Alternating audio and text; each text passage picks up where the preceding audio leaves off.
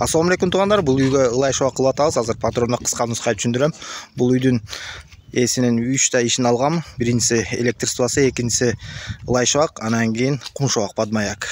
Электр ступасын кылып бүттүк, азыр ылай шоакты баштадык. Бул үйдүн жаны, оң жаны. Бул үйдүн алды.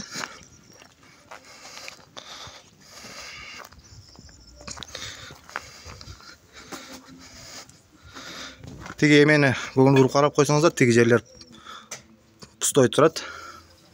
Мына бул жер. Азыр бул немесин көрсөтөм.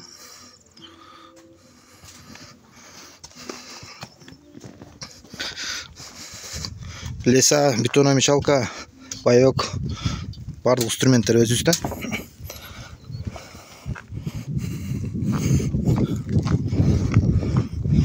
Бул перемичканы көрсөңүздөр мына. Бул перемичкага опалубка койгондо опалубканы силмайт кылган эмес да. Опалубканы до конца бул жака чейин киргизген. Биз опалубканы чыгарганда тиги жер 5 см ачылып калды. Азыр бул перемичкалар воздухта турат. Бундайлардын көрбөгөндөр үчүн. Биз го бундайларды көрөр уже обычный эле болуп калган биз үчүнчү. Эми биз буну ичине ылай толтуруп кетип атабыз. Что ону бир убакыт келип перемичка ылайга түшпөш үчүн. Ошондо уста салып атканда жакшыраак көңүл буруп коюңуздар. Кимде салып атасыздар, кандай салып атат, ишти кандай кылып атат. Эмесине ценасына келсек, квадратын 200 сомдон алганбыз ылай шоакты.